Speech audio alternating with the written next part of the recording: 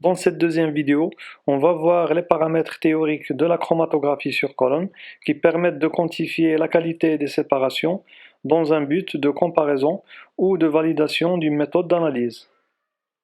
La mise au point d'une séparation consiste à déterminer les meilleures conditions expérimentales qui permettent l'analyse qualitative et quantitative d'un mélange donné dans un temps le plus court possible. En fait, plusieurs paramètres chimiques et physiques influencent les vitesses de séparation et d'élargissement des pics du chromatogramme. C'est ainsi qu'on peut souvent améliorer le pouvoir séparateur en contrôlant les paramètres qui augmentent la vitesse de séparation des pics ou qui diminuent leur vitesse d'élargissement. Donc, pour améliorer la séparation entre les pics, on peut jouer sur deux paramètres, la forme du pic, particulièrement sa largeur, et le temps de rétention du pic. Prenons l'exemple de ce chromatogramme avec recouvrement des pics.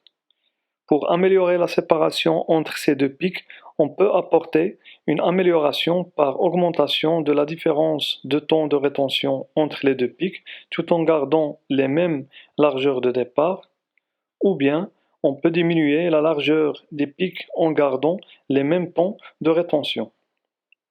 Afin de contrôler ces possibilités d'amélioration, on définit plusieurs paramètres qui qualifient l'efficacité de la colonne, la rétention, la sélectivité et la résolution.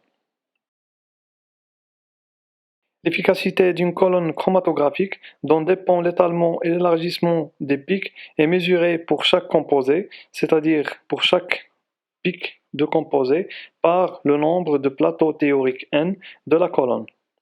Le terme de plateau théorique vient d'une approche ancienne décrivant la colonne chromatographique comme s'il était constitué d'une série de plateaux, en prenant pour modèle les colonnes de distillation fractionnées. Donc, on assimile la colonne chromatographique à une colonne à distiller et on admet que la colonne chromatographique est divisée en n petits disques et dans chaque disque, la phase mobile et la phase stationnaire sortent en équilibre thermodynamique entre elles. Bien que cette notion de plateau théorique soit issue d'une théorie différente à celle de la colonne chromatographique, elle est toujours utilisée car c'est une notion simple et qui permet d'expliquer la forme des pics. Les fabricants de colonnes donnent toujours dans les spécifications le nombre de plateaux théoriques pour caractériser l'efficacité de leur colonne. Le nombre de plateaux théoriques peut être déterminé à partir d'un chromatogramme par la relation n égale 5,54 multiplié par le rapport au carré entre le temps de rétention et la largeur à mi-hauteur. Le nombre de plateaux théoriques d'une colonne est une grandeur relative. On préfère utiliser une grandeur plus réaliste qui annule le temps mort d'une colonne pour pouvoir comparer les colonnes de conception différentes. On définit alors le nombre effectif de plateaux théoriques qui est exprimé en fonction de temps de rétention réduit. Pour exprimer l'efficacité d'une colonne de longueur L et de n plateaux théoriques, on définit également la hauteur équivalente à un plateau théorique. Cette grandeur est exprimée par le rapport entre la longueur et le nombre de plateaux théoriques de la colonne. Pour une efficacité maximale de la colonne, la hauteur est minimale, c'est-à-dire la colonne possède un grand nombre de plateaux théoriques. Ce paramètre est intéressant car il est indépendant de la longueur de la colonne. En fait, il est en fonction de différents paramètres qui eux-mêmes sont susceptibles de varier avec la vitesse de la phase mobile. Donc, l'efficacité exprimée par les équations précédentes est en fonction de la vitesse de la phase mobile, donc du débit. En chromatographie, le soluté se partage entre la phase stationnaire et la phase mobile. On définit le facteur de rétention K', ou encore appelé facteur de capacité d'une soluté, par le rapport des quantités de soluté entre la phase mobile et la phase stationnaire à l'équilibre. Autrement dit, il correspond au coefficient de distribution de soluté entre les deux phases multiplié par le rapport entre les volumes de deux phases. Ce facteur exprime également le temps passé par un soluté dans la phase stationnaire par rapport au temps passé dans la phase mobile. Donc, sur le chromatogramme, K' est déterminé par le rapport entre le temps de rétention réduit et le temps mort. Si le facteur de rétention est beaucoup inférieur que 1, le soluté sort de la colonne après un temps très proche du temps mort. Et si K' est supérieur à environ 20 ou 30, les durées d'élution deviennent longues. Les séparations s'effectuent donc de manière optimale lorsque les facteurs de rétention de soluté sont de l'ordre de 1 à 5. Ce facteur est un paramètre expérimental important qui permet de comparer les vitesses de progression entre les solutés dans les colonnes. Il est caractéristique d'un composé pour une composition, une température et un type de colonne dans une phase mobile donnée. Et il est indépendant des effets des dimensions et du débit de la colonne. Mais il dépend de la phase stationnaire et la nature de la phase mobile. La sélectivité alpha, parfois appelée facteur de séparation d'une colonne, mesure l'efficacité de la séparation entre deux composés A et B adjacents sur le chromatogramme.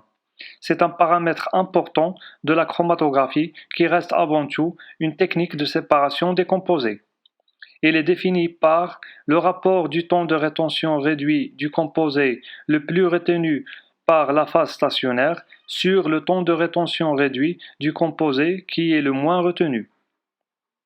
Elle est toujours supérieure à 1 car le pic du composé B est le pic dont le temps de rétention est le plus élevé. La sélectivité peut être reliée au facteur de rétention K' par cette relation, où K'B et K'A sont respectivement les facteurs de rétention des composés B et A. Ce facteur est influencé par toute variation de la phase stationnaire ou de la phase mobile.